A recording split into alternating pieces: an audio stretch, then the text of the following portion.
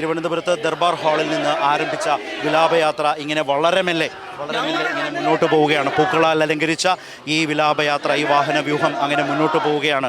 നമ്മൾക്ക് ചിരപരിചിതമായ VSൻ്റെ ചിരിയോടെയുള്ള പല വാർത്താ സമ്മേളനങ്ങളിലും അല്ലെങ്കിൽ പ്രതിപക്ഷ നേതാവ് എന്ന നിലയിലും പോരാട്ട ഭൂമിയിലും അല്ലെങ്കിൽ മുഖ്യമന്ത്രി എന്ന നിലയിലുമൊക്കെ VSനെ നമ്മൾ കണ്ട അദ്ദേഹത്തിൻ്റെ ചിരിക്കുന്ന ഒരു ചിത്രം അതാണ് ഈ KSRTC ഒരുക്കിയിട്ടുള്ള പ്രത്യേക വാഹനം സജ്ജമാക്കിയിട്ടുള്ള പൂക്കളാൽ അലങ്കരിച്ചിട്ടുള്ള ഈ പൂമാലകളാൽ അലങ്കരിച്ചിട്ടുള്ള ഈ വാഹനത്തിന് മുൻപിൽ ഒപ്പം അദ്ദേഹത്തിൻ്റെ ഓർമ്മയായി നിൽക്കുന്നത് ഒരു ചിരിയായി, ഒരു ആവേശമായി അദ്ദേഹത്തിൻ്റെ കാഴ്ചപ്പാടുകൾ, അദ്ദേഹം മുന്നോട്ട് വെച്ച നിലപാടുകൾ, അദ്ദേഹം അതിശക്തമായി അടിമുടി കമ്മ്യൂണിസ്റ്റ് എന്ന നിലയിൽ, അടിമുടി പാർട്ടിക്കാരൻ എന്ന നിലയിൽ അദ്ദേഹം മുന്നോട്ട് വെച്ചിട്ടുള്ള പോരാട്ടങ്ങളുണ്ട്. ആ പോരാട്ടങ്ങളുടെ എണ്ണിയാലൊടുങ്ങാത്ത അനുഭവ സാക്ഷ്യവുമായിട്ടാണ്, അനുഭവത്തിലൂടെയാണ് മലയാളി കടന്നു പോകുന്നത് എന്ന് പറയേണ്ടതുണ്ട്.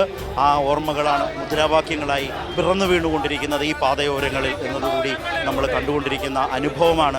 അതിൽ കുട്ടികളുണ്ട്, കുഞ്ഞുങ്ങളുണ്ട്. ഈ രാഷ്ട്രീയവും ഈ വലിയ നേതാവിനെയും അറിയാത്ത കുഞ്ഞുങ്ങൾ പോലും അവരുടെ ഉള്ളിലേക്ക്, അവരുടെ ഓർമ്മകളിലേക്ക്, അവരുടെ കുഞ്ഞുനാളിലെ ഓർമ്മകളിലേക്ക് VS അച്യുതാനന്ദനെ കൂടി എടുക്കുകയാണ്. അവരുടെ പഠനങ്ങളിൽ, അവരുടെ ആലോചനകളിൽ, അവരുടെ ചിന്തകളിൽ ആരായിരുന്നു VS അച്യുതാനന്ദൻ? VS അച്യുതാനന്ദൻ പ്രതിനിധാനം ചെയ്ത CPIM എന്തായിരുന്നു? എങ്ങനെയാണ് ആ പാർട്ടി രൂപപ്പെട്ടത്? എന്തുകൊണ്ട് ആ പാർട്ടി കേരളത്തിൻ്റെ ഏറ്റവും വലിയ സംഘടിത രാഷ്ട്രീയ പ്രസ്ഥാനമായി മാറി? ആ കമ്മ്യൂണിസ്റ്റ് പ്രസ്ഥാനം എങ്ങനെയാണ് രാജ്യത്തെ ഇതര സംസ്ഥാനങ്ങളിൽ നിന്ന് വ്യത്യസ്തമായി കേരളത്തെ ഇന്ന് ഈ നമ്മുടെ ജനസമൂഹത്തെ ജന്മിത്ത ചൂഷണ വ്യവസ്ഥിതികളിൽ നിന്നൊക്കെ മോചിപ്പിച്ച് എല്ലാവർക്കും വിദ്യാഭ്യാസം ചെയ്യാൻ കഴിയുന്ന നിലയിലുള്ള മികച്ച തലമുറകളെ വാർത്തെടുക്കും വിധത്തിലേക്ക് എങ്ങനെയാണ് കേരളത്തിൽ കമ്മ്യൂണിസ്റ്റ് പാർട്ടികൾ വലിയ ശേഷിയായി മാറിയത്? എന്താണ് തങ്ങളുടെ ജീവിതത്തിൽ തങ്ങൾക്ക് മുൻപേ സഞ്ചരിച്ചവരെ എങ്ങനെയാണ് അവരുടെ ജീവിതത്തെ മെച്ചപ്പെടുത്താൻ ആ പാർട്ടി സഹായകരമായി മാറിയത് എന്നതൊക്കെ ഓർത്തെടുക്കാൻ കഴിയുന്ന ചില അനുഭവങ്ങൾ, ചില സമയങ്ങൾ, ചില സന്ദർഭങ്ങൾ എന്നുള്ളതാണ്. പുതിയ കാലത്തെ വെല്ലുവിളികളെ അതിജീവിക്കാനും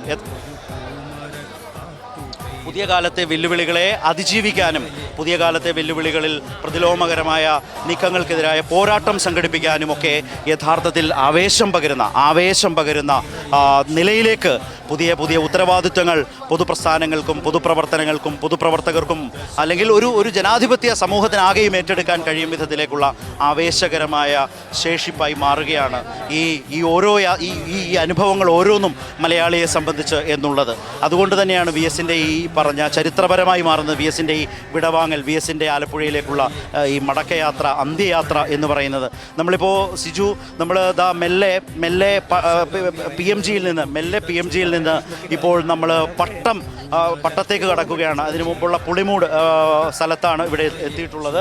അവിടെ പ്ലാമൂടാണ് എത്തിയിട്ടുള്ളത്. ഇവിടെ നിന്ന് കാണുമ്പോൾ തന്നെ ഒരു ചെറിയ ഇറക്കമാണ് ഈ റോഡിന്.